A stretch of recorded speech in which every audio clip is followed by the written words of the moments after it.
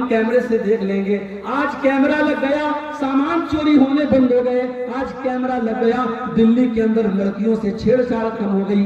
आज कैमरा लग गया, रेप की घटनाएं कम हो गई। कैमरा लग गया, इंसान डर गया, नहीं यार कैमरा लगा हुआ है, सब रिकॉर्ड हो रहा है। मेरे प्यारे साथियों, इंसान के बनाए हुए कैमरे से डर गया। इंसान का बनाया हुआ कैमरा तो फेल भी हो सकता है, इंसान का बनाया हुआ कैमरा तो खराब भी हो सकता है। इंसान का बना हुआ कैमरा तार से और वायर से चल रहा है, इंटरनेट से चल रहा है, इंटरनेट रुक गया, वायर कट गया, तार कट गया, लाइट ऑफ हो गई, कैमरे ने काम करना बंद कर दिया। मेरे प्यारे साथियों, एक कैमरा अल्लाह ताला ने भी हमारे और आपके ऊपर लगाया है, और ये कैमरा लाइट से नहीं चलता, ये कैमरा बैटरी से नहीं चलता, ये कैमरा इन्वर्टर से नहीं चलता, ये अल्लाह ताला की कुदरत से चलता है। और ये कैमरा कभी बंद होने वाला नहीं है। व इन्ना अलैकुम लहाफिज़ीन किरामन कातिबीन यालमूना मा तफअलून। मेरे बंदो, हमने तुम्हारे अमाल को रिकॉर्ड करने के लिए, हमने तुम्हारी हरकतों को नोट करने के लिए, हमने किरामन कातिबीन को मुकर्रर कर दिया है, जो तुम्हारी एक एक एक्टिविटी को, एक एक अमल को रिकॉर्ड कर रहे हैं। तुम जो भी कर रहे हो सब लिखा जा रहा है, तुम मेरे फरिश्तों से कुछ छुपा नहीं सकते। आप जलसे में गए थे, सामने कोई खूबसूरत लड़की आ रही थी, आप माशाल्लाह कुर्ता पैजामा भी पहने हुए थे, आपने सर पे टोपी भी लगाई थी। आपने सोचा कि डायरेक्ट अगर लड़की को देखूंगा गांव वाले सोचेंगे बड़ा बेहुदा आदमी है, बड़ा बदतमीज आदमी है। आपने नजरें कहीं और कर दी, निशाना कहीं और कर दिया, आपकी निगाहें कहीं और है, निशाना कहीं और है, कोई दूसरा आदमी देखने वाला नहीं है। अल्लाह फरमाता है यालमु खाइनतल आयुनि व मा तुख्फिस सुदूर। अल्लाह तो वो है जो तुम्हारी आंखों की चोरी को भी जानता है। जब तुम्हारी आंखें इधर उधर चक्कर लगाती हैं, तुम्हारे आंखें कहीं होती है, निशाना कहीं होता है। वमा तुख्फिस सुदूर, अल्लाह तो वो है जो तुम्हारे दिल के अंदर छुपे हुए राज और भेद को भी जानता है। उससे बच के कहां जाओगे मेरे साथ? उसका कैमरा तो कभी बंद नहीं होगा। और कल कयामत का दिन जब आएगा और हम और आप अल्लाह के पास जाएंगे, हमारी जिंदगी भर के कैमरे की रिकॉर्डिंग हमारे सामने रख दी जाएगी। ववुज़िअल किताब, तुम्हारी जिंदगी भर की किताब, तुम्हारा नाम है अमाल, तुम्हारा सारा कच्चा चिट्ठा तुम्हारे सामने रख दिया जाएगा। फतरल मुजरिमीना मुश्फिकीना मिम्मा फीही व यक़ूलूना या वैलतना मा लिहाज़ल किताबि ला युगादिरु सग़ीरतन वला कबीरतन इल्ला अहसाहा। और बंदा कहेगा अल्लाह ये कैसी किताब है, ये कैसा रजिस्टर है, ये कैसा नाम है अमाल है, इसके अंदर कोई छोटा से छोटा और बड़ा से बड़ा कोई अमल ऐसा नहीं है जो इसके अंदर रिकॉर्ड न किया गया हो। हमारे ये यूट्यूबर लोग बैठे माशाअल्लाह, हमारा सोचते यार कितनी खिदमत कर रहे हैं, दूर दूर से पूर्णिया से कहां से आते हैं, जलसे में कितनी मेहनत कर रहे हैं। मगर आज भी इतना मना करने के बावजूद और इतना बोलने के बावजूद कई चैनल वाले ऐसे हैं, तकरीर में कर रहा हूं, कोई और बात कर रहा हूं और वो उस पर हेडिंग कुछ और लगा। फलस्तीन में जो वाकयात हो रहे हैं, मैंने तकरीर में थोड़ा सा जिक्र किया, इन्होंने मिर्च मसाला लगा के हेडिंग लगा दी, इसराइल के खिलाफ बोले मौलाना।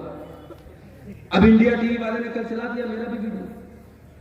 अब भाई मीडिया वाला तो तलाश करता है ना यूट्यूब पर, आपकी भड़काऊ हेडिंग ने जल्दी में तेल का काम, जो बात मैंने बोली नहीं उसका भी जिम्मेदार मुझे करार दे दिया।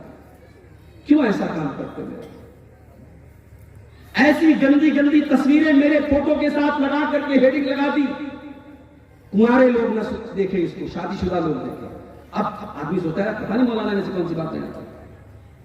इस तरीके की उल्टी सीधी हेडिंग और थंबनेल लगा करके आज ये चैनल वाले 4 पैसे कमा तो लेंगे मेरे को, मगर कल अल्लाह का जवाब देना पड़ेगा। तूने एक आलिम की इज्जत, एक मुकर्रिर और एक तकरीर करने वाले खतीब की इज्जत पर तूने बट्टा लगाने की कोशिश की है और तूने पैसे के लिए तू इस हद तक गिर गया, अल्लाह का जवाब देना पड़ेगा मेरे प्यारे साथियों। कल कयामत के दिन हम सब की जिंदगी का नाम अमाल और हमारा कच्चा चिट्ठा और हमारी पूरी वीडियो फाइल, हमारी पूरी वीडियो रिकॉर्डिंग, हमारी जिंदगी की एक एक्टिविटी हमारे सामने रखी जाए। ववजदू मा अमिलू हाजिरा, تم نے جو بھی عمل کیا ہوگا سب تمہارے سامنے آ جائے گا. وَلَا يَظْلِمُ رَبُّكَ أَحَدًا. اور عبدالغفار صاحب کی فائل میں وہی بات ہوگی جو انہوں نے کیا ہے. منیر الاسلام صاحب کی فائل میں وہی بات ہوگی جو انہوں نے کیا ہوگا. مولانا بدرالدجا صاحب کی فائل میں وہی بات ہوگی جو انہوں نے کیا ہوگا. ہر انسان کی اپنی فائل ہوگی, اپنی کتاب ہوگی. اللہ تعالیٰ کسی کے ساتھ کوئی ظلم نہیں کرے گا, کسی کے ساتھ کوئی اتیاچار نہیں کرے گا. تو احسان کا ایک مطلب یہ ہے میرے کہ جو بھی عمل کرو اللہ کو راضی کرنے کے لیے, کسی کو دکھانے کے لیے. مگر وہ دور ختم ہو گیا. پہلے کے دور میں لوگ نیکی کرتے تھے تو چھپ کر کے کرتے تھے. کہاوت تھی نیکی کر دریا میں ڈال, کہاوت تھی نیکی کر دریا میں ڈال. آج سوشل میڈیا کا دور آ گیا, اب کہاوت بدل گئی. اب نیکی کر اسٹیٹس پر ڈال, نیکی کر انسٹاگرام پر ڈال, نیکی کر فیس بک پر ڈال, نیکی کر واٹس ایپ پر ڈال, نیکی کر اخبار میں ڈال, نیکی کر میڈیا میں ڈال. نہیں میرے پیارے ساتھیوں, اپنی نیکیوں کو برباد نہ کرو. ان تعبد اللہ کانک ترا. احسان یہ ہے کہ تم اللہ کی جب بھی عبادت کرو, جب بھی تم کوئی نیک عمل کرو, یہ سوچ کر کے کرو ہم اللہ کو دیکھ رہے ہیں. اور اگر یہ سوچ نہ سکو تو یہ سوچ کر کے کرو کہ اللہ ہم کو دیکھ رہا ہے. بوجھتے پڑے احسان کا مطلب سمجھ گئے؟ ٹھیک ہے, کسی نے چندہ دیا سونے کا؟ ماشاءاللہ.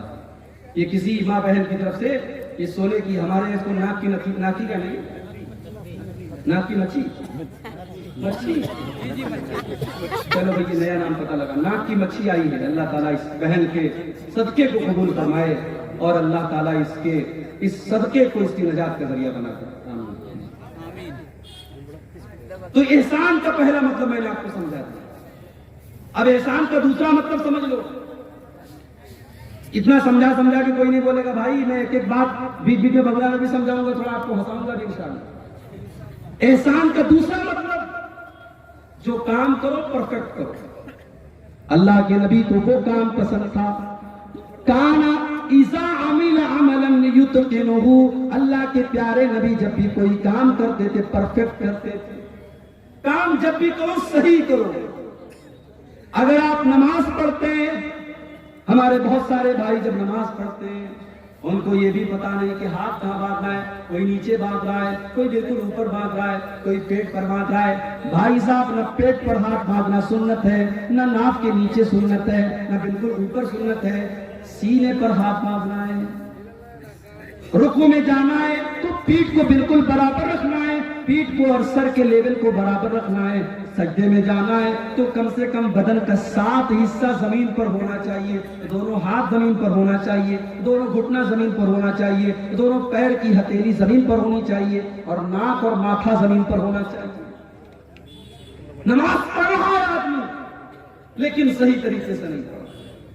احسان یہ ہے آپ جب بھی نماز پڑھیں صحیح طریقے سے پڑھیں. اللہ کے نبی نے دیکھا ایک آدمی نماز پڑھ رہا ہے, بہت جلدی پڑھ رہا ہے, پھٹافٹ پڑھ رہا ہے. آپ نے جب اس نے سلام پھیر لیا, اس نے آ کر کے اللہ کے نبی کو سلام کیا.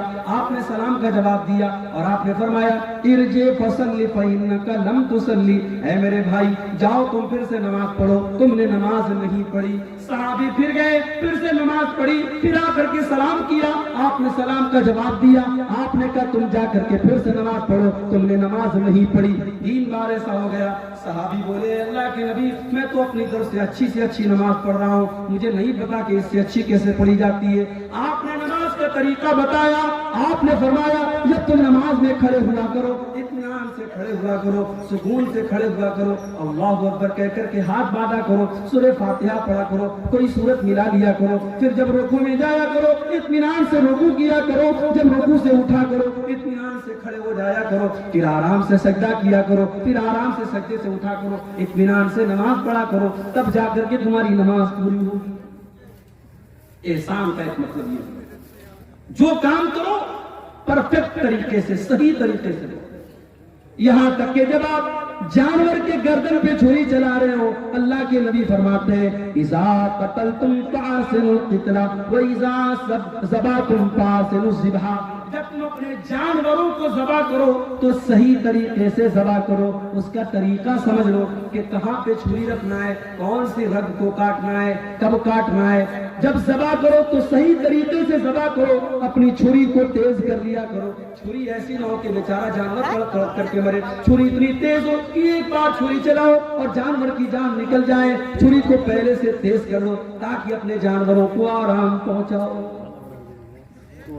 یہ ہے احسان کا دوسرا۔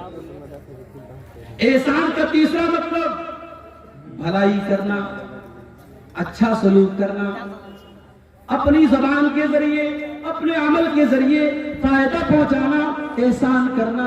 اور جب احسان آپ کریں گے تو سب سے پہلے کس کے ساتھ کریں گے؟ فرمایا وَبِالْوَالِدَيْنِ احسانا، اپنے ماتا پتا کے ساتھ، اپنے ماں باپ کے ساتھ آپ کو احسان کرنا ہے۔ مولوی صاحب میرے باپ نے میرے ساتھ بہت غلط کام کیا ہے، میرے باپ نے جائیداد سے مجھ کو بے دخل کر دیا ہے، 4 بھائیوں کو جائیداد میں حصہ دیا، اور مولوی صاحب میرے باپ نے مجھ کو جائیداد میں حصہ نہیں دیا۔ آپ کے باپ نے غلط کیا، ناانصافی کی، ظلم کیا، آپ کے باپ کی اللہ تعالیٰ کے اب پکڑ ہوگی، مگر پھر بھی اس غلط کرنے کے باوجود آپ کی ذمہ داری ہے وَبِالْوَالِدَيْنِ احسانا، آپ اپنی ذات سے اپنے ماں باپ کو تکلیف نہ پہنچانا، جہاں تک ہو سکے ان کے ساتھ اچھا سلوک کرتے رہنا۔ بہت مشکل کام ہے مگر کرنا ہے۔ رشتہ داروں کے ساتھ احسان کرنا، پڑوسیوں کے ساتھ احسان کرنا، اپنے آس پاس کے لوگوں کے ساتھ احسان کرنا، ہر مسلمان کے ساتھ احسان کرنے کی کوشش کرنا، تو اللہ کو احسان کرنے والے لوگ بہت پسند۔ آگے بڑھتے ہیں۔ دوسری چیز جو اللہ تعالیٰ کو بہت پسند ہے، بلا من اوفا بعہدہ واتقی، جو انسان اپنے وعدے کو پورا کرتا ہے اور اللہ سے ڈرتا ہے، متقی بن جاتا ہے، تقوی والا بن جاتا ہے، وہ کان کھول کر کے سن لے فَإِنَّ اللَّهَ يُحِبُّ الْمُتَّقِينَ، اللہ تعالیٰ کو تقوی والے لوگ بہت پسند ہیں۔ تقوی کس کو کہتے ہیں؟ تقوی کا ارتھ کیا ہے؟ تقوی کا مطلب کیا ہے؟ چلیے آپ کو بتا دیتا ہوں۔ تقوی کا مطلب یہ ہے کہ میرے اور گناہ کے بیچ میں ایک رکاوٹ آ جائے، ایک آڑ آ جائے کہ نہیں یار یہ گناہ کا کام ہے، میں نے کرنا۔ ہمارے اور گناہوں کے بیچ میں ایک رکاوٹ آ جائے، اللہ کا ڈر آ جائے، اللہ کا خوف آ جائے، اسی کا نام تقوی ہے۔ اللہ کے نبی ایک واقعہ بیان فرماتے ہیں کہ 3 دوست تھے جو ایک مرتبہ سفر پہ جا رہے تھے، راستے میں بارش ہونے لگی، پہاڑ کے اوپر تینوں چڑھ گئے، ایک گفا تھی، ایک غار تھا، تینوں غار کے اندر داخل ہو گئے۔ اچانک ایک بہت بڑا سا پتھر آیا اور غار کا منہ بند ہو گیا، تینوں غار کے اندر قید ہو گئے۔ اب تینوں نے آپس میں مشورہ کیا کہ ہم لوگ تو بہت بڑی مصیبت میں پڑ گئے، اب چلو ہم لوگ اللہ تعالیٰ سے کوئی دعا کرتے ہیں، کوئی ایسا عمل اللہ تعالیٰ کے سامنے بیان کرتے ہیں جو عمل ہم نے اللہ تعالیٰ کو خوش کرنے کے لیے کیا تھا، ہو سکتا ہے کہ اللہ تعالیٰ ہمارے اس عمل کے بدلے ہماری مصیبت ختم کر دے۔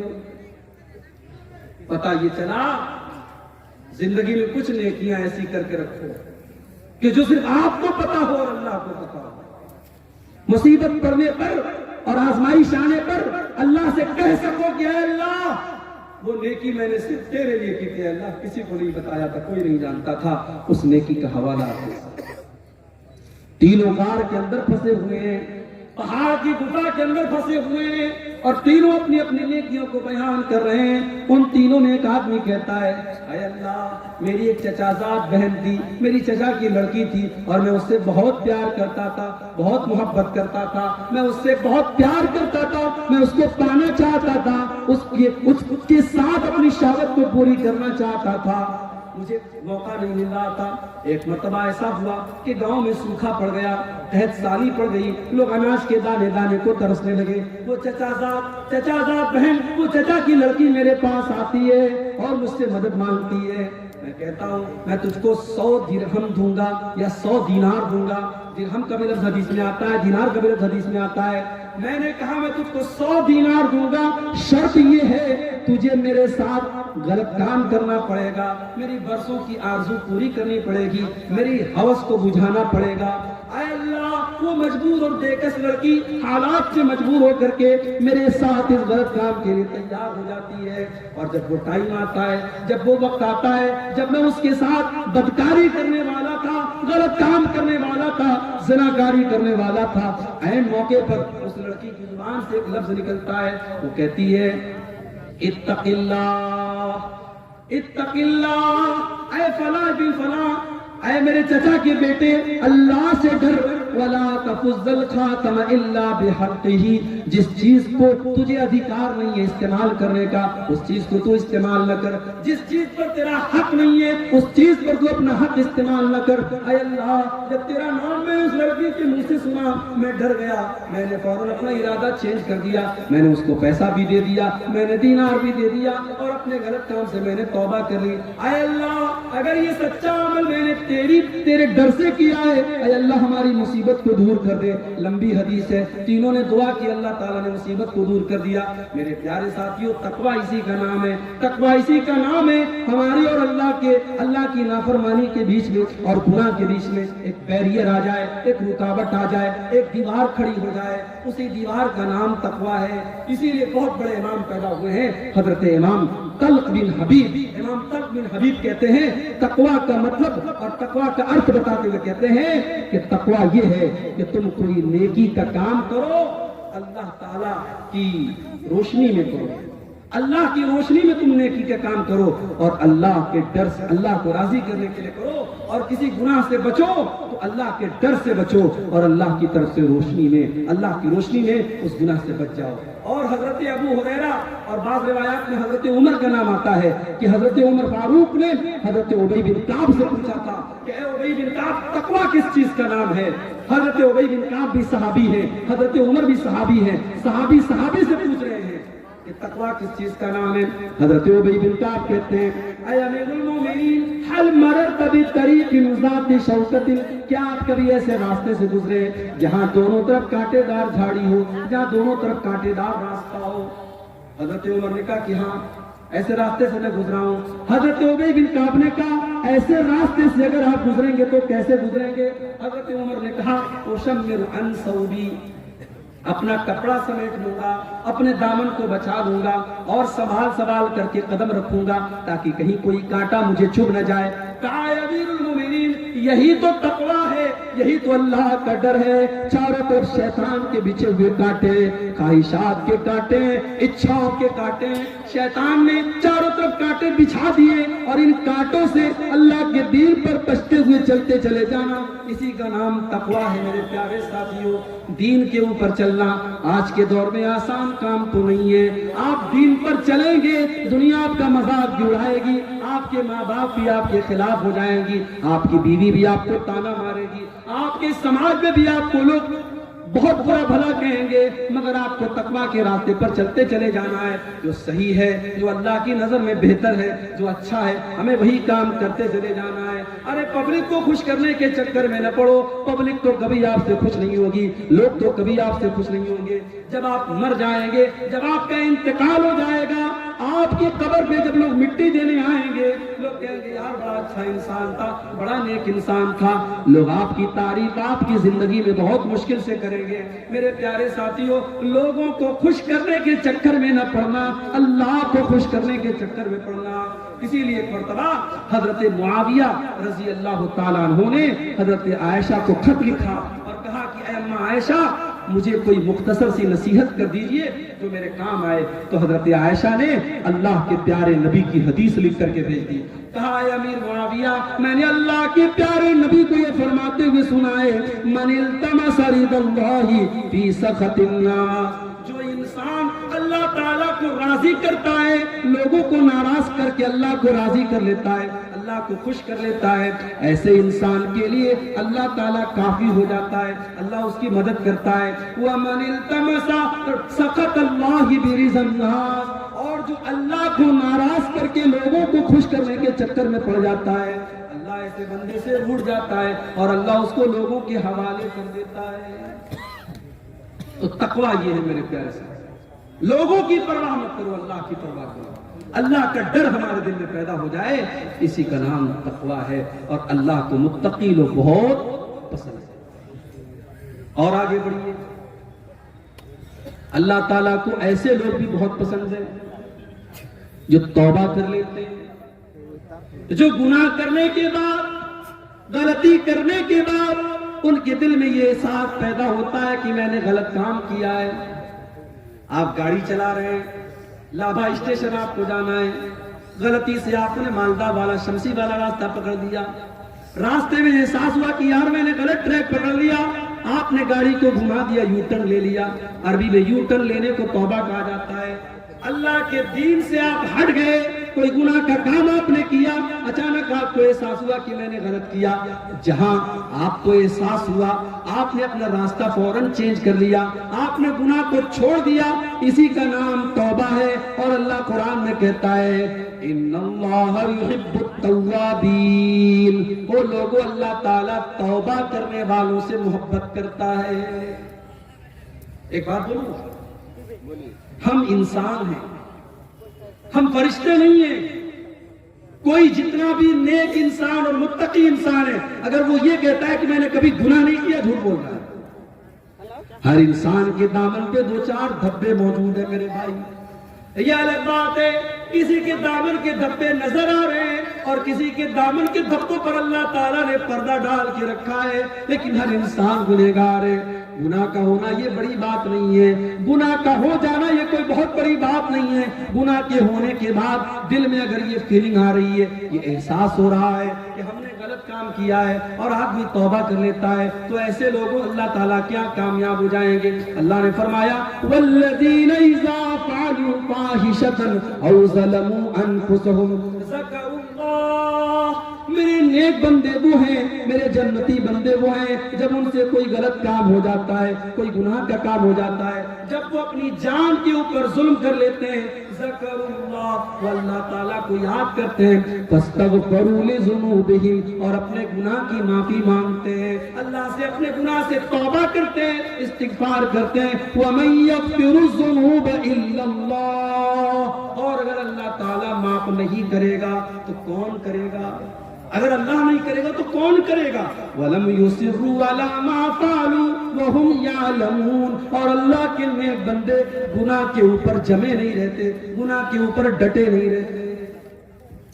گناہ کے اوپر کبھی ڈٹنے کی کوشش کرو, کبھی گناہ پر ڈٹائی مت کرو میرے پیارے ساتھی. اگر گناہ ہو گیا, غلطی ہو گئی, اللہ کی نافرمانی ہو گئی, تو ابلیس والا طریقہ مت کرو. ابلیس کا طریقہ کیا تھا؟ ابلیس نے غلط کام بھی کیا, اور جب اللہ تعالیٰ نے کہا کہ تو نے سجدہ کیوں نہیں کیا آدم کو, تو ابلیس نے ڈھٹائی سے کام کیا. ابلیس نے کہا میں کیوں سجدہ کروں, میں بہتر ہوں آدم سے, تو نے آدم کو مٹی سے بنایا, مجھے آگ سے بنایا, میں کیوں سجدہ کروں آدم کو.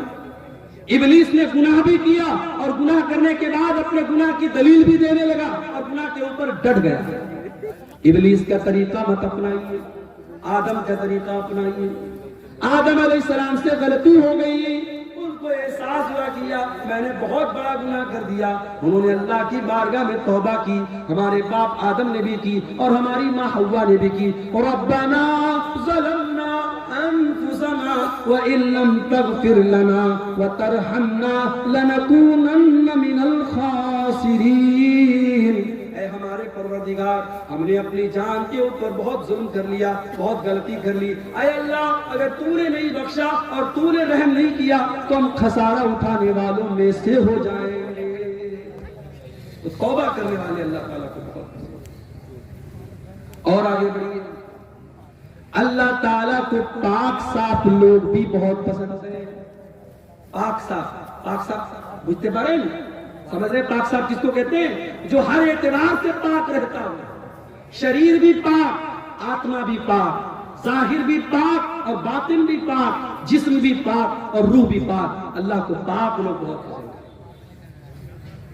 عورتوں کو جو پیریڈ آتا ہے, صحابہ نے اللہ کے نبی سے پوچھا کہ اللہ کے نبی جب عورتیں پیریڈ میں ہوں تو کیا ہم ان کے ساتھ کھانا کھا سکتے ہیں کہ نہیں, ان کے ساتھ اٹھ بیٹھ سکتے ہیں کہ نہیں, ان کے شریر کو ٹچ کر سکتے ہیں کہ نہیں؟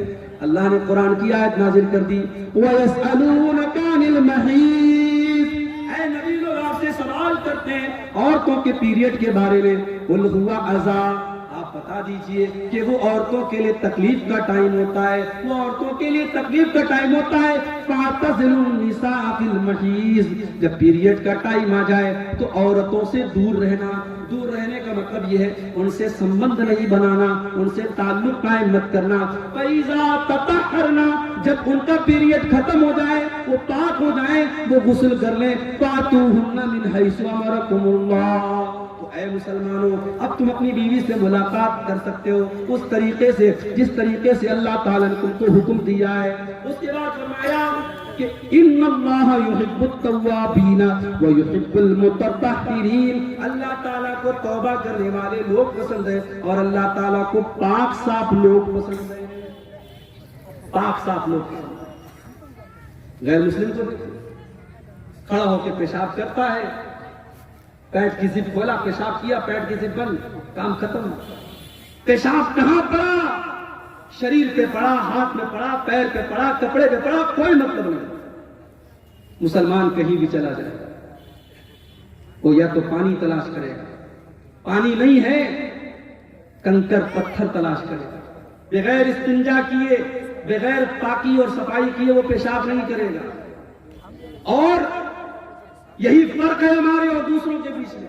ہمارے نبی نے ہمیں پیشاب اور پاخانہ کرنے کے آداب بھی بتائے ہیں، استنجا کرنے کے آداب بھی بتائے ہیں، کیسے استنجا کرنا ہے اور کیسے نہیں کرنا ہے. صفائی ستھرائی ہمارے دین کی. جمعہ کے دن تو غسل کرنا واجب ہے، ضروری ہے، کمپلسری ہے. اکثر علماء کہتے ہیں حدیث کے جو الفاظ ہیں کہ جمعہ کے دن غسل کرنا واجب ہے، اس لیے بلا کسی مجبوری کے اور بلا کسی بیماری کے جمعہ کے دن گنجائش نہیں ہے. جمعہ کے دن تو ہر حال میں آپ کو غسل کرنا. ناپاک ہو گئے آپ، بیوی سے ملاقات آپ نے کر لی، اب شریعت کہہ رہی ہے آپ قرآن نہیں چھو سکتے، آپ نماز نہیں پڑھ سکتے، پہلے جا کر کے غسل کیجئے، پاکی حاصل کیجئے، اس کے بعد آپ نماز. میرے پیارے ساتھیوں، ہمارے دین سے زیادہ پاکی صفائی آپ کو کہاں ملے گی؟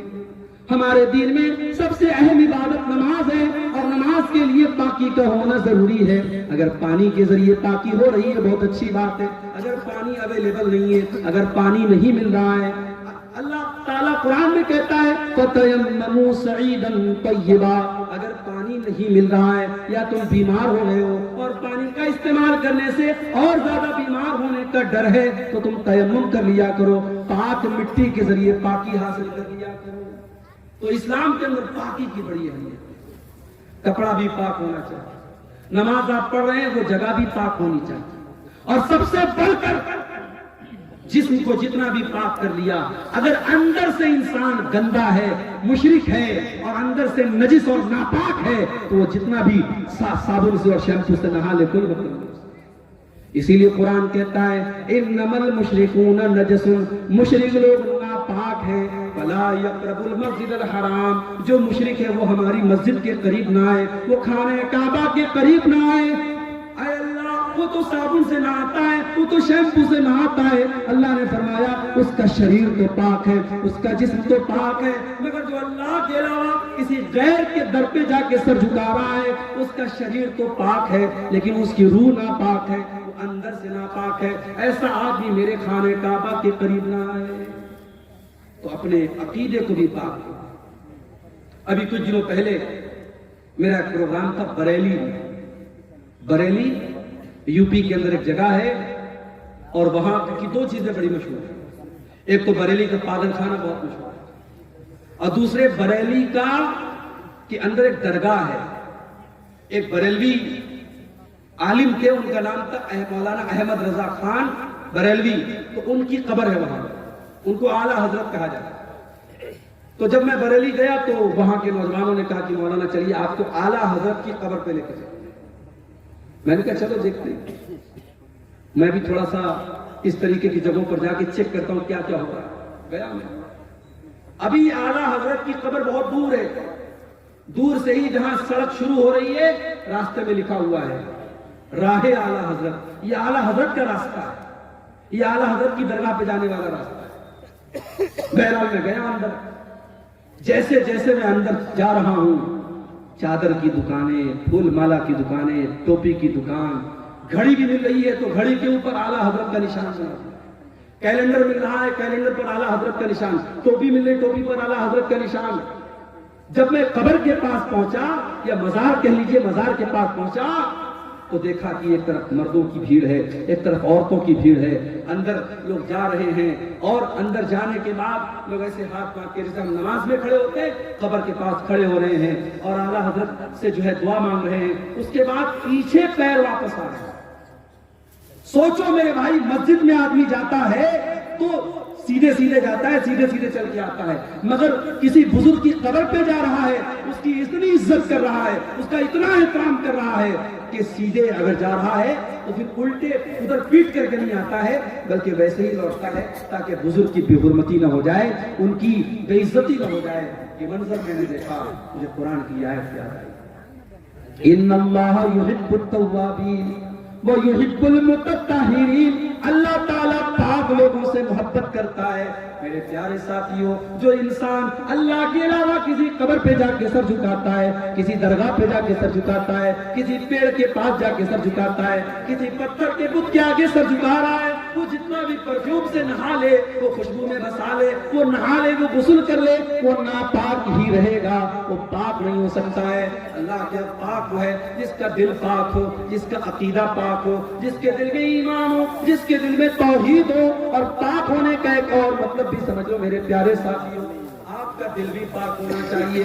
آپ کے دل میں کسی مسلمان بھائی کے لیے کینہ کپٹ نہیں ہونا چاہیے، کسی مسلمان بھائی کے لیے چھل کپٹ نہیں ہونا چاہیے، کسی مسلمان بھائی کے لیے دھوکہ دھڑی نہیں ہونی چاہیے. اللہ کے نبی کے ایک صحابی ہیں، ایک مرتبہ اللہ کے نبی صحابہ کے ساتھ بیٹھے ہوئے، اچانک آپ نے صحابہ سے کہا، اس دروازے سے ایک ایسا انسان آنے والا ہے جو جنت میں جائے، ایک جنتی آنے والا ہے. صحابہ نے اپنی نظریں دروازے کی طرف ٹکا دی، دیکھے کون آ رہا ہے.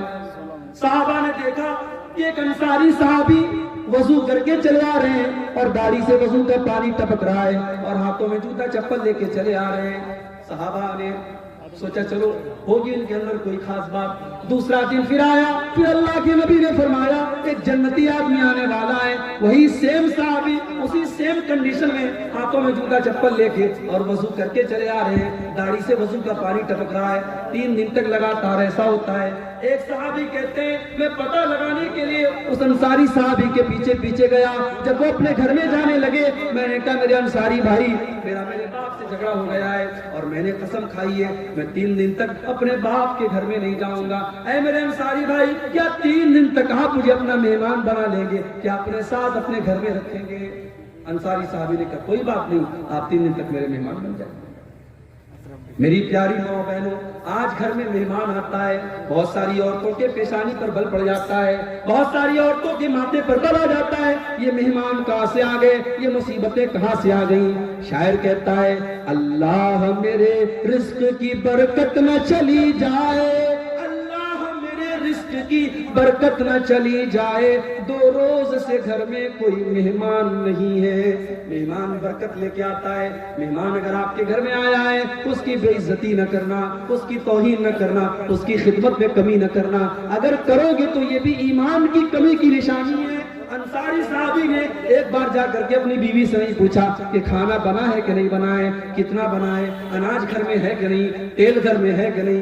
صحابہ کرام کے مکانات بڑے چھوٹے چھوٹے تھے مگر دل بہت بڑا تھا. انصاری صحابی نے 1 منٹ سوچے بغیر کہا کہ اے میرے بھائی کوئی بات نہیں، آپ آ جائیے میرے گھر میں، آپ مہمان بن جائیے.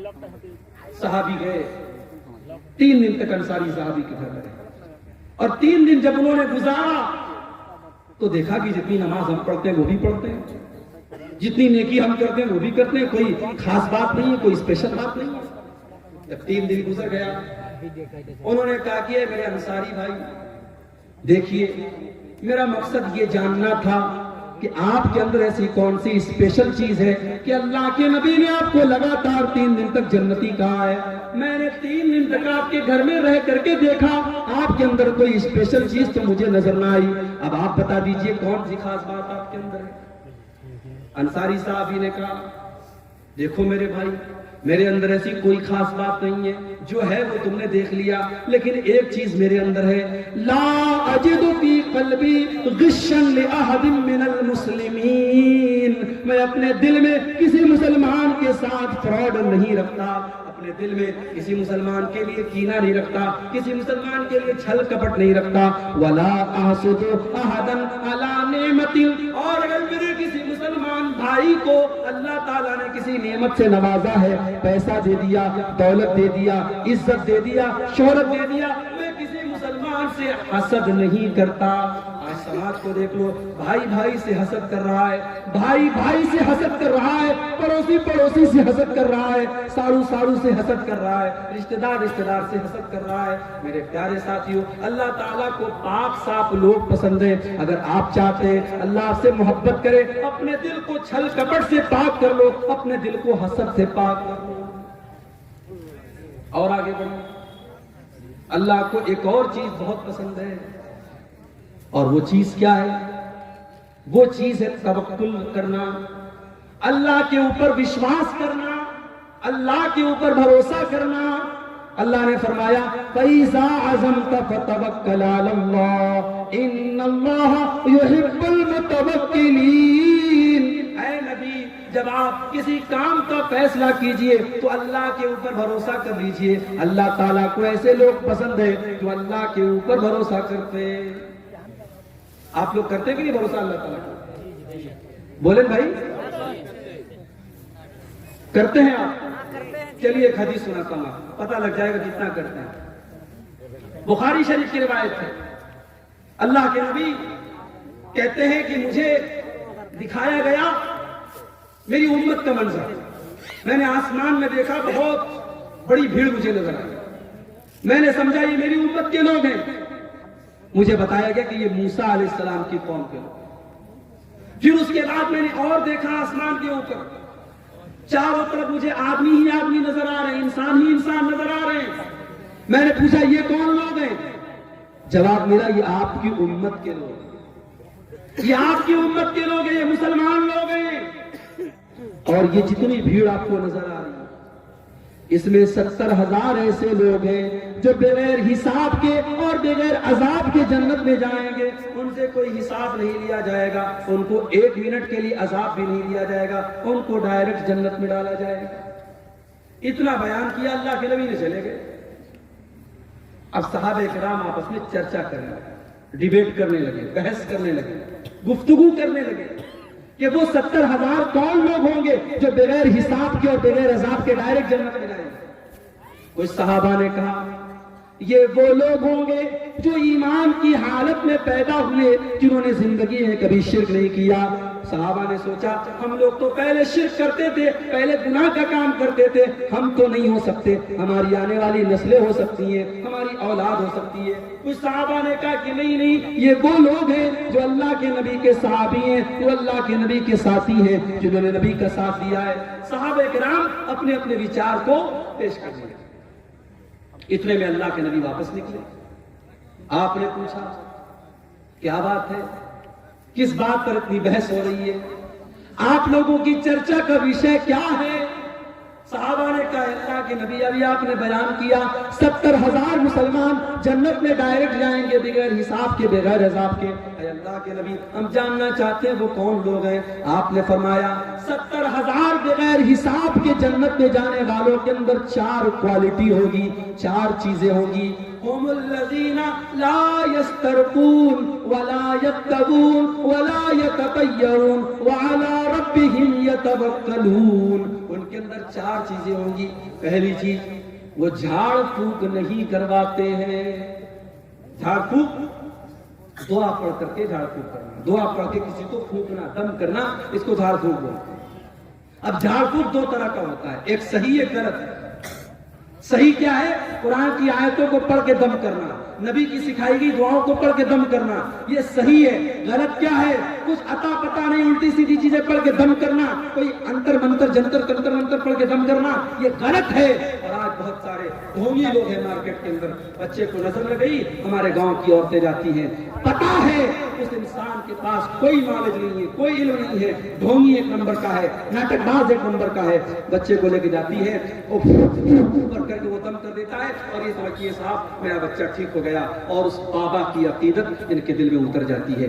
یاد رکھو میرے بھائی, دم کرنا اور جھاڑ پھونک کرنا اگر قرآن سے ہو رہا ہے اور نبی کی دعاؤں سے ہو رہا ہے تب تو جائز ہے, اور اگر حرام چیزوں سے ہو رہا ہے تو ناجائز ہے. اور جو 70,000 لوگ بغیر حساب کے جنت میں جائیں گے ان کی پہچان یہ ہوگی کہ وہ جھاڑ پھونک کرواتے ہی نہیں ہوں گے. کیا مطلب یہ کہ وہ خود سیکھتے ہوں گے. ایک ہوتا ہے کہ آپ ڈاکٹر کے پاس جا کے علاج کرواتے ہیں, اور ایک یہ ہوتا ہے کہ آپ خود علاج کرنا سیکھ لیتے ہیں. آپ نبی کی دعاؤں کو سیکھ لیجئے, آپ قرآن کی آیتوں کو سیکھ لیجئے. بچے کو نظر لگ جائے, بچہ بیمار ہو جائے, بڑا سمپل طریقہ آپ کو بتا رہا ہوں, کچھ نہیں کرنا ہے, سورہ فاتحہ پڑھ کے دم کرو. 7 بار سورہ فاتحہ پڑھ لو. علامہ ابن تیمیہ نے لکھا ہے, علامہ ابن قیم نے لکھا ہے کہ سورہ فاتحہ کے اندر بہت ساری بیماریوں سے شفا ہے. 7 مرتبہ سورہ فاتحہ آپ نے پڑھ لی, اور سورہ فلق اور سورہ ناس, قل اعوذ برب الفلق اور قل اعوذ برب الناس, یہ پڑھ کے آپ دم کر دیجیے. اسی طریقے سے اللہ کے نبی نے ایک دعا سکھائی, اعوذ بکلمات اللہ التامہ من کل شیطان وہامہ ومن کل عین لامہ. اے میرے بچے, میں تجھ کو اللہ کی پناہ میں دے رہا ہوں ہر شیطان سے, ہر مصیبت سے اور ہر بری نظر سے. یہ دعا پڑھ کے دم کر دو, بچے کو کوئی نظر نہیں لگے گی, نظر لگی ہوگی تو بچہ ٹھیک ہو جائے گا. اب آج کے دور میں چونکہ فاسٹ فوڈ کا زمانہ ہے, ہر انسان کو ریڈی میڈ چیزیں چاہیے, تو ہم کیا کرتے ہیں, ہم دعاؤں کو سیکھتے نہیں ہیں, ہم مولوی صاحب سے جا کے دم کرواتے ہیں. اللہ کے نبی نے فرمایا اگر بغیر حساب کی جنت میں جانا ہے تو جھاڑ پھونک کروانا مت سیکھو, کرنا سیکھو. بچہ بیمار ہے, بیوی بیمار ہے, بیٹی بیمار ہے, خود پڑھ کے دم کر لو, دوسرے سے کرانے کی نوبت نہ آئے. یہ پہلی پہچان ہے. اور دوسری پہچان ولا یتمون, اور اپنے بدن کو دغواتے نہیں ہیں. پہلے کے دور میں علاج کا ایک طریقہ تھا کہ جہاں زخم ہوتا تھا وہاں پہ آگ سے اس کو داغ دیتے تھے, آگ کے ذریعے اس کو داغ کر کے علاج کرتے تھے. جائز ہے مگر بہتر نہیں ہے. اللہ کے نبی نے کہا 70,000 جو بغیر حساب کے جنت میں جائیں گے وہ اپنے بدن کو دغواتے نہیں ہیں. ولا یتطیرون, اور وہ کسی چیز سے بدشگونی نہیں لیتے, کسی چیز کو منحوس نہیں سمجھتے. جیسے بعض لوگ کیا ہوتے ہیں, 3 تاریخ کو شادی نہیں کرتے, 13 تاریخ کو شادی نہیں کرتے, 23 تاریخ کو شادی نہیں کرتے. بعض لوگ محرم میں شادی نہیں کرتے. بعض لوگ گاڑی چلا رہے ہیں, سامنے سے بلی گزر گئی تو بریک مار دیتے ہیں, نہیں صاحب بلی نے راستہ کاٹ دیا. تو یہ ساری چیزیں بدشگونی ہیں, اور اسلام کے اندر بدشگونی حرام ہے. میرے پیارے ساتھیوں, اسلام کے اندر کوئی بھی چیز, کوئی بھی جگہ, کوئی بھی انسان سے شگون لینا, برا شگون لینا یہ جائز نہیں ہے. اللہ کے وہ 70,000 بندے جو بغیر حساب کے جنت میں جائیں گے وہ کسی چیز سے بدشگونی نہیں لیتے. وَعَلَىٰ رَبِّهِمْ يَتَوَكَّلُونَ, وہ 70,000 لوگ اللہ تعالیٰ کے اوپر بھروسہ کرتے ہیں, اللہ کے اوپر وشواس کرتے ہیں, اللہ کے اوپر یقین رکھتے ہیں.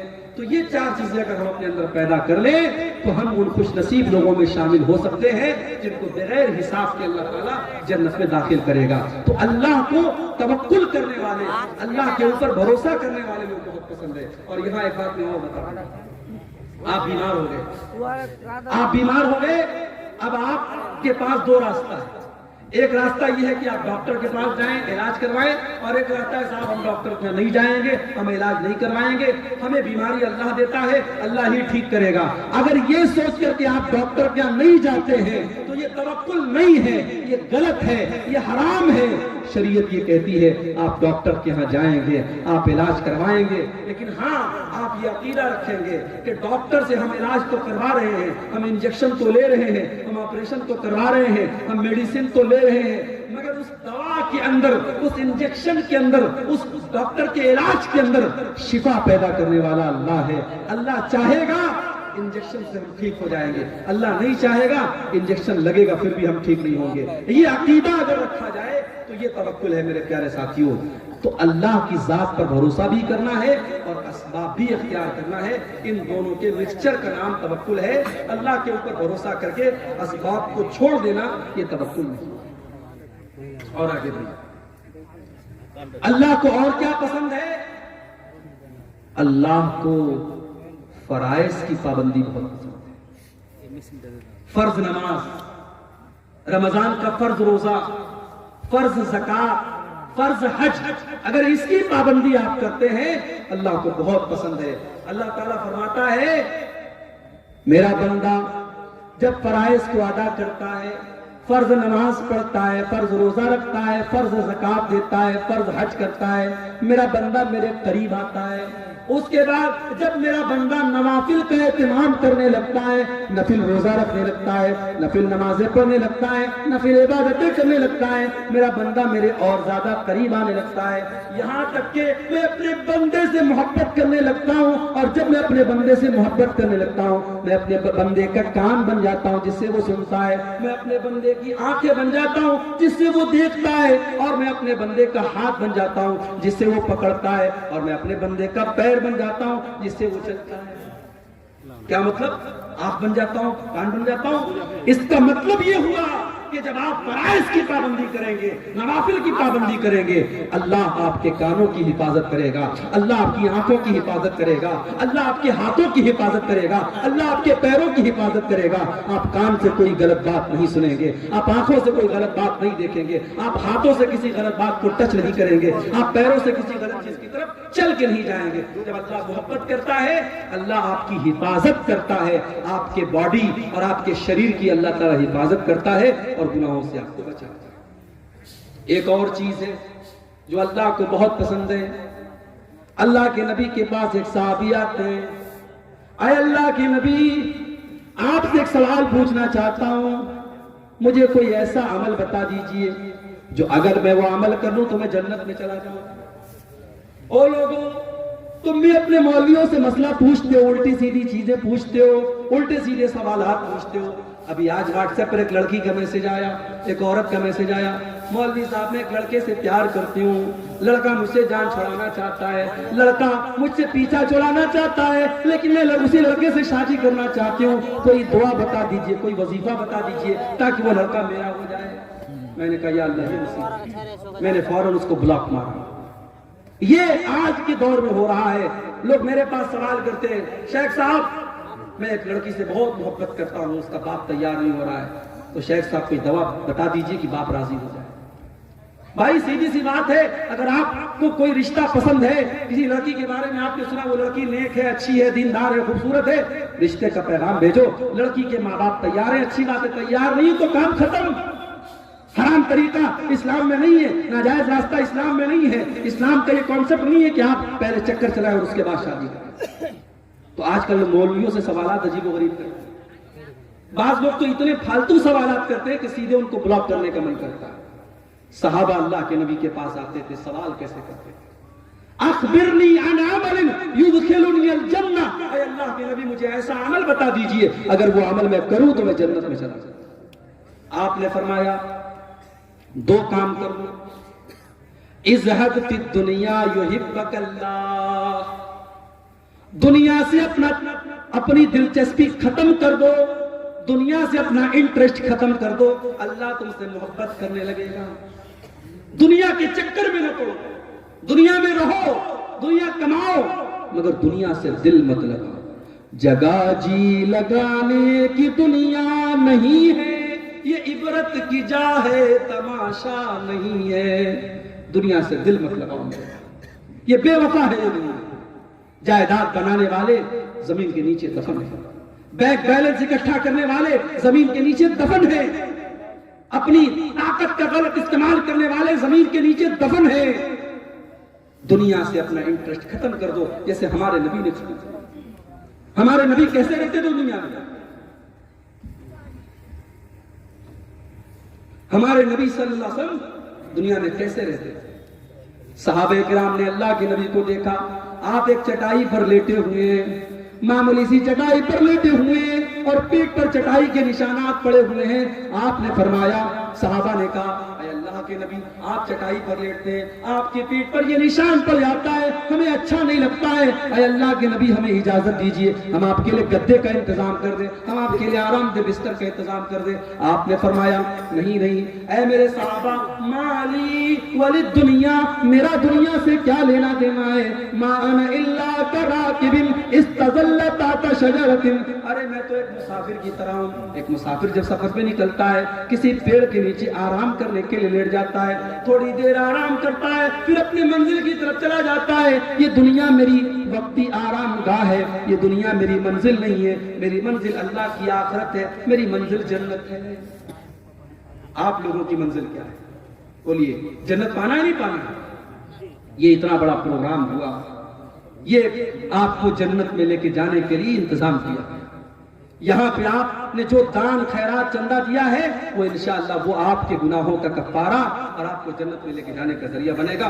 آئیے, رات کا آخری ٹائم ہے, جاتے جاتے اپنی ماں بہنوں سے بھی کہنا چاہوں گا, آپ سے بھی کہنا چاہوں گا, جاتے جاتے اپنی جنت کی تیاری کر کے جائیے, ادارے کے لیے تعاون کرتے ہوئے جائیے میرے بھائیوں. اور میں سب کے لیے دعا کرتا ہوں, اللہ جو بھی اس ادارے کو تعاون کر کے جائے اللہ سب کی مغفرت فرمائے اور سب کو جنت کا حقدار بنائے. تو اللہ کے نبی نے فرمایا اگر تم یہ چاہتے ہو کہ اللہ تم سے محبت کرے تو دنیا سے بے رغبت ہو جاؤ, دنیا سے اپنا انٹرسٹ ختم کر لو. اور اگر یہ چاہتے ہو کہ لوگ مجھ سے محبت کریں تو لوگوں سے بے پرواہ ہو جاؤ. لالچ مت کرو, لوگوں کے ہاتھ اور لوگوں کے پیسے کی طرف نظر مت ڈالو, لوگوں سے اپنے آپ کو بے نیاز کر لو, لوگ تم سے محبت کرنے لگیں. لوگ لالچی لوگوں سے لوگ محبت نہیں کرتے, لوگ خوددار لوگوں سے محبت کرتے ہیں. تو یہ راز بتایا اللہ کے نبی نے. اور ایک آخری چیز بیان کر رہا ہوں, میں سمجھ رہا ہوں کہ آپ کا صبر اور رات کا آخری ٹائم ہے, صبر اور برداشت کی انتہا ہو رہی ہے, کافی دیر سے آپ کتاب سن رہے ہیں. ایک آخری چیز بیان کر کے بات ختم کرتا ہوں.